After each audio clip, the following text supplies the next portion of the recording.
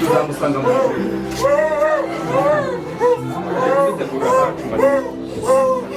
tuzamusanga mu ijuru.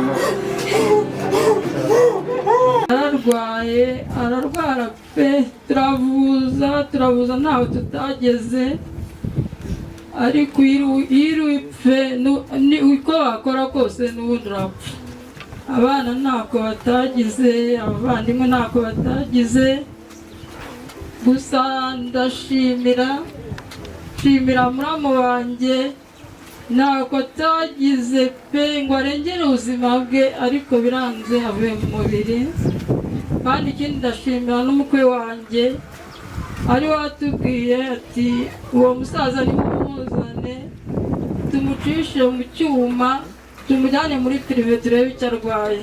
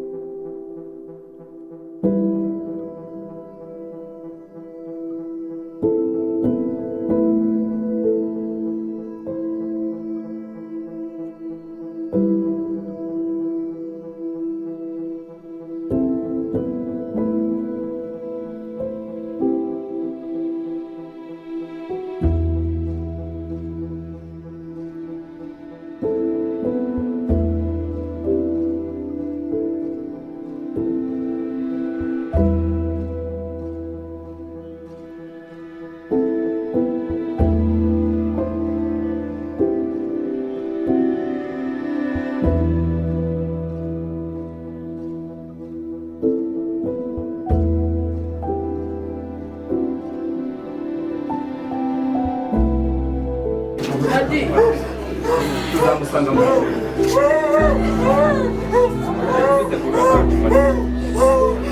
tuzamusanga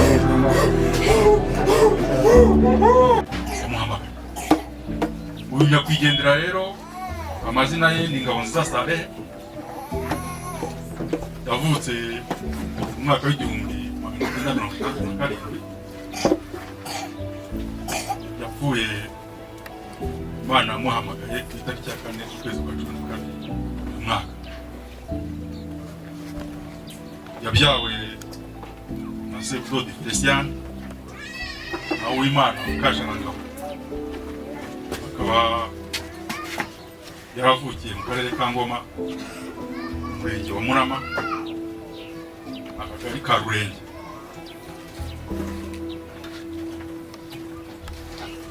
Akaba ubuzima bwe yarize amashuri abanza mu kigo cya Rurenge, yashakanye na Mukamurangwa Jamil, bashakana mu mwaka w'1990, babyaranye abana 6, abahungu 3 n'abakobwa 3. Bafite abuzukuru 7. Ibyo yakoze yari umugabo urwanaho kureba urugo kugira ngo murabibona namwe. Ibyo ni ibyo nzi yewe, kandi noneho yewe umubyara we twareranywe, yazaga mu rugo nyine niko wenyine ari mu kuvuga mu yandi magambo ni nkaho nanjye yangize, kugira ngo nabonye na mukuru we twa mu Rwanda cyaka hariya. Iyo twabaga turi mu rugo iwacu twajyaga gutega inkware, nyine n'abana bavuga mu nzu mu cyaro, ariko aribo bandandataga bakambwira bati nizo twigisha ko batega inkware. Ariko na nyuma yaho amaze kuza muri Kigali nyine nazaga nkuje kwa mukuru. Ikindi cyo muziho ari umugabo w'inyangamugayo, ukunda abantu ndetse n'abaturanyi aho batamya. Iyo migirire ye yayitoje umuryango we. Ni umuryango ugiye, ni umuryango ufite ubupfura, ufite n'uburere. Hanyuma yararwaye, arwara indwara y'urwagashya. Iyo rero yamuhuse kuvuga yarwaye kuva mu kwezi kwa Nyakanga, kugira rero Imana amwisubiza. Ubu rero byose yewe umwirondoro nk'umuntu nzi, nk'umuntu narezwe ari mukuru wanjye. Niba rero hari abandi ushobora gutanga ubuhamya, muragumya mu nyegere noneho bahemba.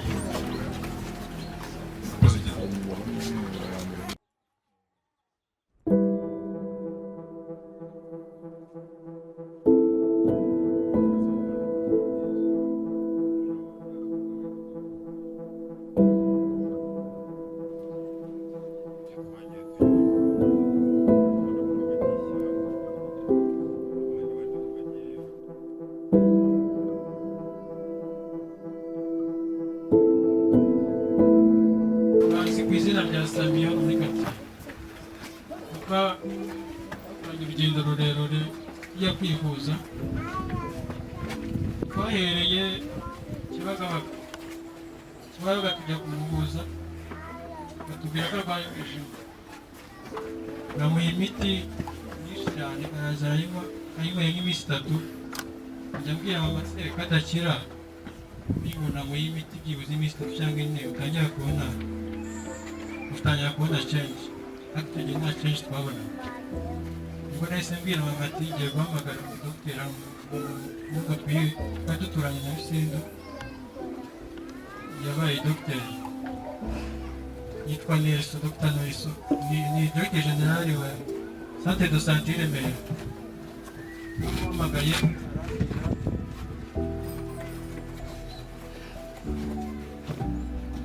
Amamagaye usaba ko yamukora general check-up, anyemerera ko tuzagaruka ku kigo nderabuzima, then akadutransfera bitewe n'ikibazo abona ko bituma ashobora kuba afite. Aramusuzuma, amukora ibizamini by'ibanze, aravuga ati ashobora kuba arimo ikibyimba hano muri pancreas. Polisi aduhamagara ambulance dusubira Kibagabaga tujyayo, aribo twohereje, bamukorera full body check-up, basanga indurwengo yarafunganye. Umunsi ukurikiyeho badatransfera ijya gucamo scanner. Tugiye kuyicamo scanner igaragaza result ko harimo cancer, yaketse cancer, pancreatic cancer. Icyo gihe bari bumubaga, bari bazi ko ari ikibyimba gisanzwe, bihita bipfa ko cyabaga ntabwo bajya babaga umuntu ukora kanseri. Badutransfera i Butaro tujyayo tumara nk'iminsi 2. Ikeka twahageze nka saa 6 z'ijoro, twavuye Kibagabaga. Kibagabaga nari naryamye umunsi wose, nabwo sinaryama, badutransfera i Butaro, nabwo ndaranaryamye. Tugeze i Butaro tubayiga transferi, babona handitsemo pancreatic cancer, atubwira ati ntabwo batreatinga pancreatic cancer, ntabwo bayivura. Ubwo naho bahita batransfera i Kanombe. Mujya gukora biopsy. Biopsy ni ikizamini bakora cy'akanyama gipima kanseri. Tujya i Kanombe, turasirikira, sometimes ukatubwira ngo dogiteri naho hari dogiteri uvura kanseri, oncologist naho hari, bakajya baduha rendez-vous yo kuwa mbere. Kuki bajya ariko kandi batubwira ko tuzagaruka kuwa mbere, kandi papa yararibwaga cyane. Njye nabonaga nabwo no kubagejeje iki gihe nta mahirwe. Tumara at least 1 month, ukwezi kumwe, nibwo baje kumukora biopsy. Biopsy nayo baduha umunsi. Hari umudogiteri w'umuzungu ukora Faisal, we ni rendez-vous kugira ngo umubone. Twagiye kuwa 4, baduha rendez-vous yo kureba kuwa 4 w'igitaha, kandi n'indwara yakoraga. Igihe kiragera tujyayo, bamukora biopsy. Bamaze kuyikora nayo utegereza 3 weeks, ibyumweru 3, kugira ngo ubone igisubizo. Ibyumweru 3 urabitegereza. Nabwo ngiye batubwira ati nijye wabikurikirana hagati, harabura icyumweru kimwe. Ngezeyo baduha ansi, bambwira ko ari kanseri irimo, ariko ntabwo baramenya ubwoko bwayo. Bafata ikindi ikizami bamufashe nijyana Faisal. Ijyanye Faisal nako nitegereje 2 weeks. Ibyumweru 2 bigeze, ndakizana oncologist w'i Kanombe, ambwira ko zubira muri laboratory akaduha ikindi kizami. Bampa ikindi kizami, ijyana Faisal nako niko cyamaze 2 weeks. Ejo bundi nibwo bakimpaye, bashize n'ukwezi kumwe. Ariko umudogiteri w'oncologist arambwira ngo rero papa wawe ntabwo azakira, ya ndwara ntabwo igipfa gukira, ngo muyakire. Kwiyakira byananiye cyane kabisa. Gusa arambwira ngo ntuhite ubimubwira. We nanjye nakoze ikosa ndamubwira ko ntabwo nari norohewe. Ubwo ngubwo akambimubwiye, ubwo natangira kwiheba. Ariko njyewe ntabwo nari nemeye ko ibyo dogiteri yambwiye ari byo. Nasubiyeyo njya kundi mudogiteri, hakoragamo abadogiteri 3. nawe ndamubaza se bimeze bite, niba ari amafaranga abura, niba wenda imiti ihenda mwatubwiye ko amafaranga ari yose twayatanga ariko akavura. Dogiteri mbatayimugana yose urabona unifuza ko papa wawe yabura ubuzima. Urumva nanjye nari naratangiye, iyo umuntu arwaje cyane arareactinga cyane. Ubwo ndabyakira arambisha ati ntabwo azakira, nawe ndataha. Haciyemo nk'icyumweru kimwe nongera nsubira abadogiteri batatu bose nagiye kubareba. Arambwira ati rero ati agira inama ati mujyane i Masaka bamukorere iby'ibanze, bamutera amaserumu kuko i Kanombe kubona ibitaro biba bigoye. Masaka turamujyana, ari umudogiteri wundi ubimbiye, ariko nawe akambwira ati biragoye kuko yakira, ariko birashoboka. We yanze kunyarura neza, ariko n'ubundi nawe aganisha ku bya bisubizo bya wa wundi. Ndamujyana i Masaka, bwari bwije cyane. Naka ibitaro njya kuri reception bampa ibitaro. Icyo gihe nari maze iminsi naryama, mbona ndananiwe, mbwira mushiki wanjye mukuru ati ngwino duhure. Mushiki wanjye mukuru w'inzobe ati nkumbuye umukecuru wanjye n'abana banjye. Icyo gihe urumva icyo umuntu avuze ari umukuru w'umuryango ntabwo bakirengaho. Nibwo twamuzanye hano mu rugo, ntabwo yigenzaga, yaje muri taxi yakira, no kujya kuri moto ntabwo byashobokaga, no kugenda n'amaguru twaramuteruye benshi kumwe n'uyu musore. Turamuzana akajya hano akajya arya rimwe na rimwe, buri munsi akarya, ejo narye, ejo ndakarya, tukabona arimo aroroherwa. Ariko igihe gikurikira akaremba cyane, yararembye cyane, no kuvuga biranga, no kugenda no kuva hano mu cyumba ajya muri sanago biranga. Twajya twicara twitekerezaho bikaducanga natwe. Nanjye twashatse kumusubiza i Kanombe, nabwo arabyanga ngo twongere dukoreshe ibibazo, ko twashatse kongera gukoresha ibindi bizami, numva ntabwo twumvaga ibyo ari byo, ntabwo kubyakira byaratugoye. Ejo bundi ubwo nari ndi mu kazi, nagiye kumva numva uyu yarampamagaye murumuna wanjye ati ngwino tujyane papa kwa muganga ararembye. Ntabwo yari yabwiye ibyo ari byo kandi yari abizi. Nari ndi mu kazi ntwaye, nari ndi Nyabitarama, ndaza gake gake nzi ko ari ibisanzwe tugiye guhita tumujyana kwa muganga. Mpamagara undi musisita wundi, uriya bucura, uriya wambaye rinete. Mwahise umbwira ngo papa byarangiye. Ese ni iki byarangiye? Ati byarangiye. Abimbwira ngo gatatu narabyumva. Ubwo nanjye nahise mpinduka kugenda nirukanka, kugera aho ngaho n'Imana yangejeje, wenda arabambonye sinzi. Byazanzanira, ariko ntabwo nabyemeraga njyewe, namuhamagaraga nkagira ngo arimo arumva, ntabwo nabyemeraga. Navuganye igihe kinini, papa nawe wabaye igihe kinini cyane. Njya avuganaga n'abadogiteri bakomeye, hari igihe twahuraga n'abazungu, nabo bavugana nabo, bajya Faisal. Nyina w'abana kugira ngo wagera kuvuga.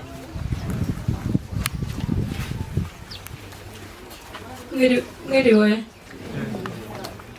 Batandatu, abakobwa batatu n'abahungu batatu. Abakobwa batatu n'abahungu batatu. Yararwaye, ararwara pe, turavuza ntaho tutageze, ariko iyo upfe uko wakora kose n'ubundi urapfa. Abana ntako batagize, abavandimwe ntako batagize, gusa ndashimira muramu wanjye ntako atagize pe ngo arengere ubuzima bwe, ariko biranze avuye mu mubiri. Kandi ikindi ndashimira n'umukwe wanjye, ari watubwiye ati uwo musaza nimumuzane tumucishe mu cyuma tumujyane muri pirive turebe icyo arwaye. Ntako atagize, iyo uri upfe n'ubundi urapfa aho wajya hose. Murakoze.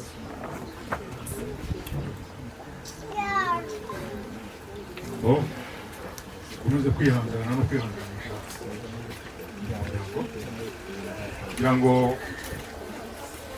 ukurikijeho umuhango wo kugira ngo dushake agapeteroli wumva